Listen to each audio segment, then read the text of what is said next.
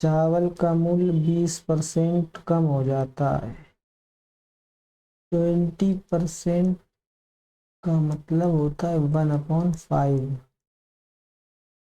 अब मूल्य,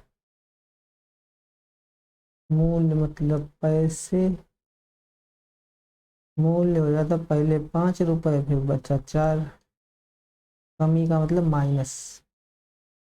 जब मूल्य कमी होगी तो मात्रा बढ़ जाएगी, रिवर्स हो जाएगा रेशियो। कितना बढ़ जाएगा? एक। इसमें क्या पूछा गया? 132 किलोग्राम चावल पहले, ये पहले, ये वर्तमान का। 4 की वैल्यू दी गई 132। 4 की वैल्यू 132 हो गई। कितने मल्टीप्लाई हो रहा है? 33 का। इधर भी 33 से मल्टीप्लाई होगा। 5 3 जा 15, यूनिट डिजिट 5 आएगा, एक ही आंसर है। नेक्स्ट क्वेश्चन पर चलें।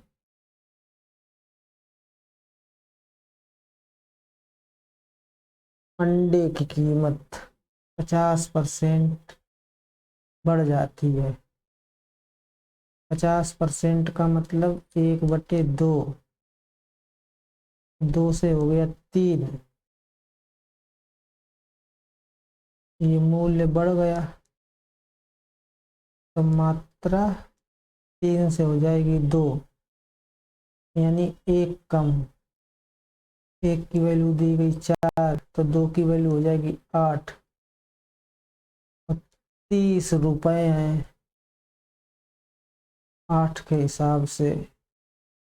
1 दर्जन अंडे की कीमत, यानी 12 से मल्टीप्लाई कर देंगे। 4 3 जा 12, 4 2 जा 8, 2 से कट करेंगे इसको। इन दोनों का इंटू 45 वर्तमान मूल्य आ गया। ये अच्छा क्वेश्चन है। ताजा फल है और सूखा फल। ताजे फल में 52% पानी है, पानी से कोई मतलब नहीं है, सिर्फ माल कितना है उसमें, गूदा कितना है। 52 8 60, 48% गूदा है ताजे फल में। और सूखे फल में 20% पानी से कोई मतलब नहीं है, 80% आइटम है इसमें। अब ताजे फल की मात्रा है 250। पूछा गया इसकी मात्रा 48 × 250 =80 × x। ये जीरो से ये जीरो कैंसिल, इससे ये कैंसिल।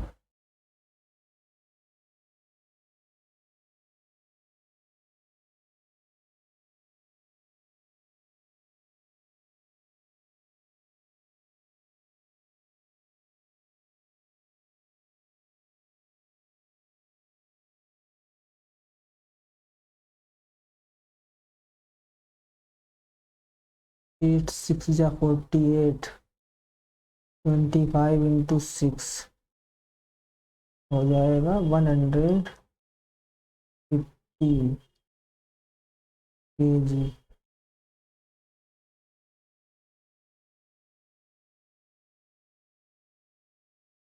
डिसऑनेस्ट शॉपकीपर मिलावट कर रहा है ये तो कहीं ना कहीं।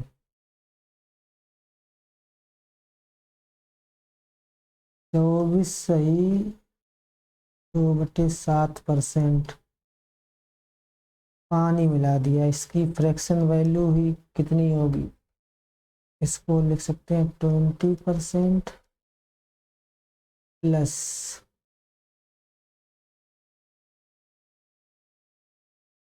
या इसे ना लिखें, इसको लिख लें 14% प्लस 2/7% और प्लस 10%। इसकी वैल्यू 2/7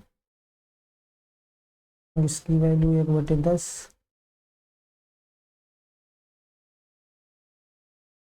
इसकी वैल्यू 1/7, ये हो जाएगा कितना 17/70। तो मिश्रण से पानी का रेशियो, मिश्रण कितना हो जाएगा 70 और ये 87:17।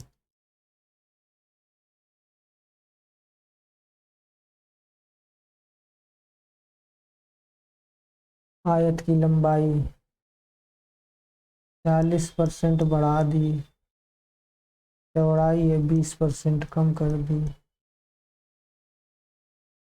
तो प्लस इन दोनों का इंटू 40 इंटू -20/100।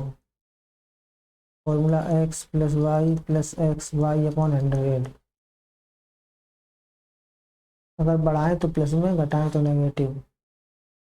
इन दोनों का डिफरेंस आ जाएगा 20%, माइनस ये 0 से 0 कैंसिल, 8%, 12%। प्लस में आया यानी कि इंक्रीज ऑफ 12%। सिनेमा हॉल की टिकट में 45 सही 1/7% की वृद्धि हो गई। मूल्य में 6 सही 2/3% का गिरावट। तो कुल कितना परिवर्तन, इसकी वैल्यू कितनी हो जाएगी, इसको लिखने 40% प्लस 7/7%। 40% का मतलब 40/100। ये कितना हो जाएगा 7×49 या 50/7 × 100। इससे ये कैंसिल, 20 से काट दें तो 2/5 प्लस 1/14। ये कितना है इनका एलसीएम, ये 28 हो जाएगा, 33, 33/70। और ये कितना हो जाएगा 1/15। कैसे हुआ 18 2 20, 20/300, 1/15। अब यहाँ पे वृद्धि हो रही है, ये वृद्धि हो रही है, इसमें कमी हो रही है। 70 से इसको ऐड करके कितना हो जाएगा 103, और ये 15 से हो जाएगा 14। और क्या, इससे ये कैंसिल आउट, 15 5 75, और ये है 103। कितना परिवर्तन हो रहा है 25 3 28/75 इंटू 100। 25 3 75, 25 100। ये आ गया आंसर। सॉल्व कर सकते हैं इसको बिल्कुल आसानी से।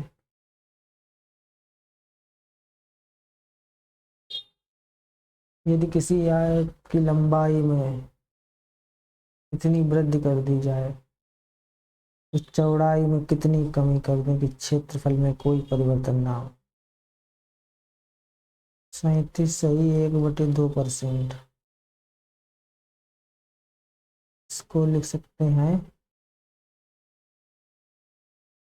30% प्लस 7/2%, यानी कि 3/10। ये हो जाएगा 15/200, 3/40। एलसीएम आ जाएगा 40। ये कितना हो जाएगा 12 और 3 15, 3/8।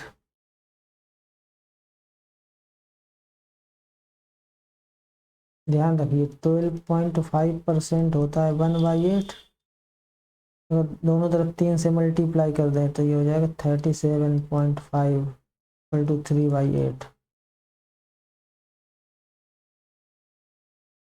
वृद्धि कर रहे हैं तो मतलब 8 से 11 इधर से इधर गए हैं, कमी के लिए कितना आना पड़ेगा, 3 की कमी करनी पड़ेगी यानी कि 3/11। 3/11 का मतलब कितना होता है, 1/11 का मतलब 9.09। 3/11 का मतलब 27.27%। Next question.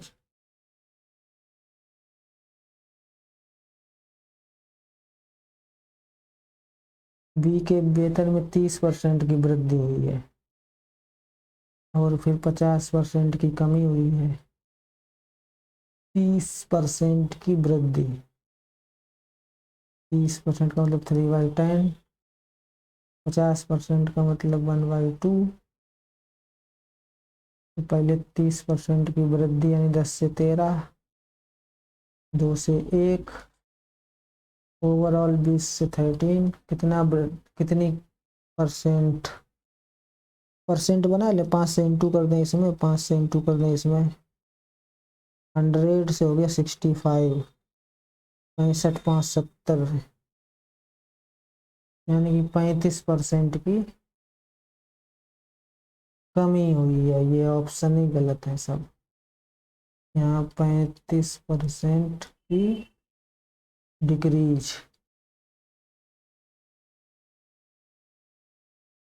Next question.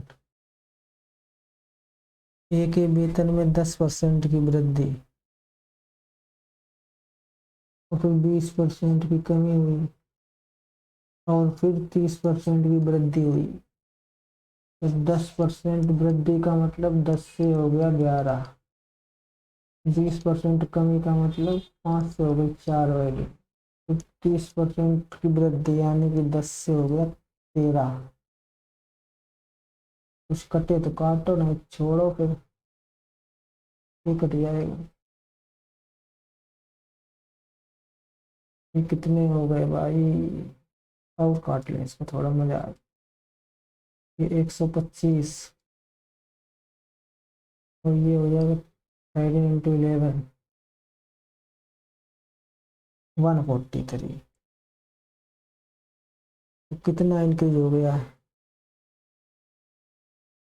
13 में से 5 गए तो 8, 3 में से 2 गए 18, इस पे 125 पे इंटू 100, 25 पंचे 125, 25 100, 72/5 वृद्धि हो रही है।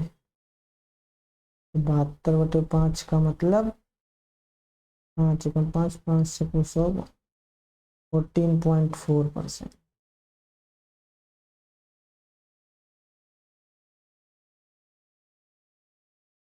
नेक्स्ट क्वेश्चन पर चले।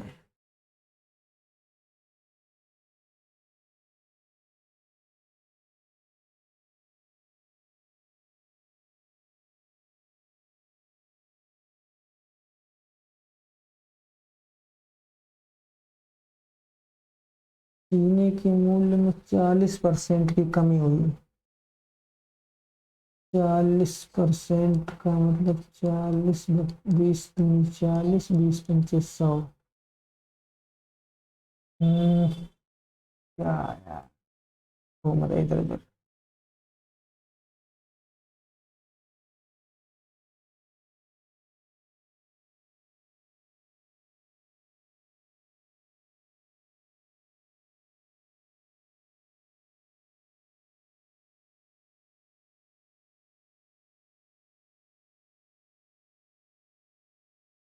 हाँ चले गए भाई, कुंभ के मेले में खो गए।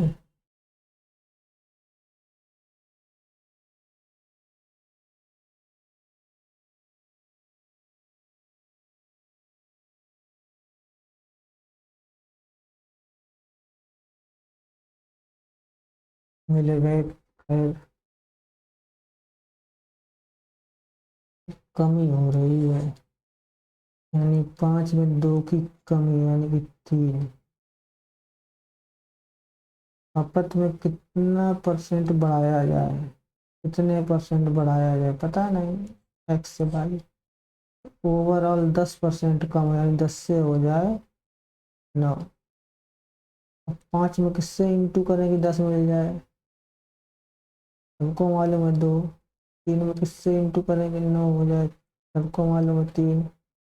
यानी ओवरऑल 2 से 3 करना पड़ेगा, 1/2 50%। एक संख्या को 17% दूसरी को 35% में जोड़ा जाता है, तो दोनों संख्याओं का योग है वो 25% हो जाता है। बड़ी संख्या छोटी संख्या की तुलना में 24 अधिक है। बड़ी संख्या, दो संख्याओं का योगफल एलिगेशन लग जाएगा। 17% इधर 35%, ओवरऑल 25%। इन दोनों का अंतर 10, इन दोनों का डिफरेंस 8। थोड़ा काट छाट लें। अब ये कितना अधिक है, बड़ी संख्या एक, एक की वैल्यू दी गई 24, तो बड़ी संख्या 24 का मल्टीपल 120।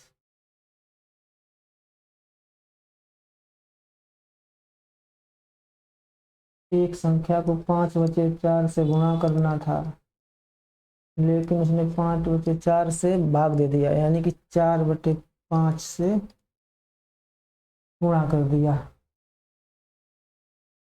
क्या अंतर आया, 25 से कितना हो जाएगा 16। 9 की कमी आई, 9/25 इंटू 100, 36%। एक व्यक्ति अपनी आय का 75% खर्च कर देता है। आय बढ़ गई तो नहीं, खर्च बचत में। अच्छा,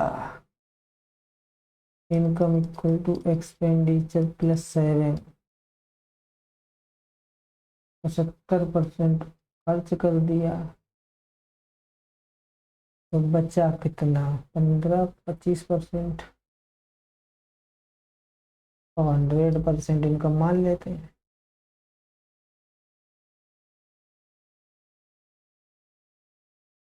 या और कोई तरीका लगाते हैं। 75% का मतलब 75/100, 25 25 से 100।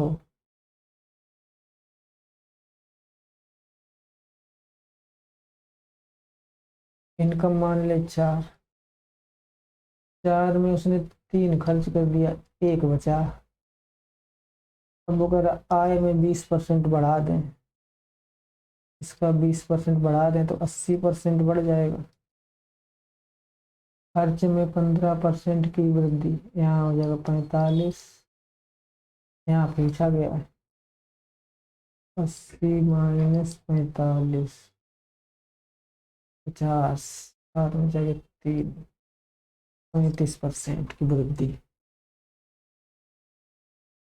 That's it.